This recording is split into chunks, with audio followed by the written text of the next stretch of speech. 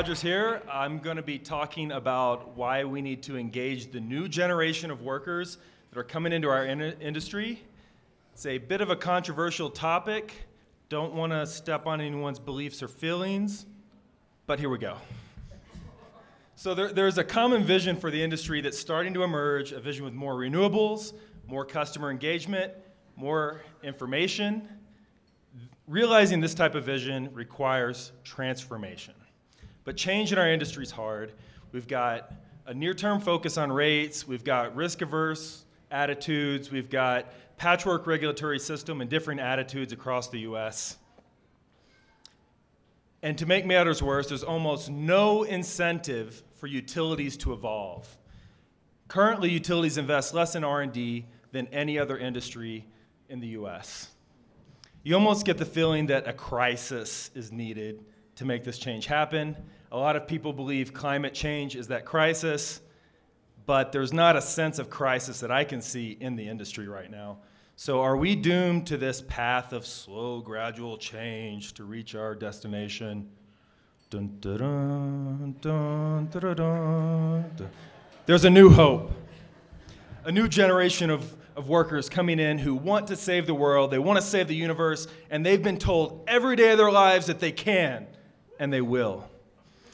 Max Planck, the father of quantum physics, he said, "A new scientific truth does not come about by turning your opponents, but because they eventually die off and a new generation comes up who's familiar with the idea." I think that holds true. And you know what? Wikipedia confirms my sense here. Generational change is change that occurs not because values and people change, but because people with different values change. Wikipedia says so. So who are the generations in the industry? There's the traditionalists. They're mostly retiring. The baby boomers are leading the way, followed by Gen X, and Gen Y is coming up in right behind Gen X. Let's talk about these a little bit. Traditionalists, they experienced the Great Depression, World War II. And out of this, they have a sense of loyalty, hard work, and they value sacrifice and conformity. But these people are mostly gone.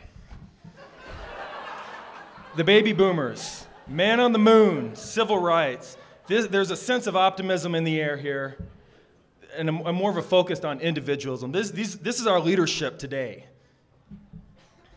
Behind the baby boomers, Gen X. Sorry guys, you're skeptical. You experienced Watergate, the Challenger, institutional failure. You're self-reliant, but you're pragmatic. And most importantly, potentially you experienced the digital boom. You're familiar with the technology. Gen Y, oh God, the technology's in every aspect of their lives. They're confident. They're actually civic-minded. But if the institutions and systems don't work perfectly or quickly enough, they become frustrated. But there's a new idea that's mainstream for the first time in a generation, the idea that you're going to build a career, you're going to earn a wage, and you're going to fix the world in the process. Gen Y wants to come into the industry to change it, not to perpetuate the status quo. I'm not saying that Gen Y is the best thing since sliced bread, comparing the poetic lyrics of Frank Sinatra to baby, baby, baby, baby, ooh. Come on now, that's a digression. The Gen Me diagnosis is summarized in this quote. "Every day, Mr. Rogers told your generation that you're special, but he forgot to tell you why." Well, is there something more to Gen Y than the Gen Me diagnosis? Courtney Martin thinks so. She wrote a book called Generation Do It Anyway. Characterizes Gen Y as people who know what they want and they're going to go for it despite the risk of failure. Moreover, Gen Y is more likely to buy into the vision for the future of the industry. They're more likely to favor renewables, EVs. They don't give a shit about privacy. and they agree with the science. So Gen Y wants to work in our industry, but for different reasons. They're encountering bureaucracy, monotony, and that threatens to keep them engaged, and top talent could leave. It's up to the boomers and the Gen Xers to engage the Gen Y on their terms so that we can have more of a do-it-anyway that can help us realize this transformation that's envisioned. Thanks.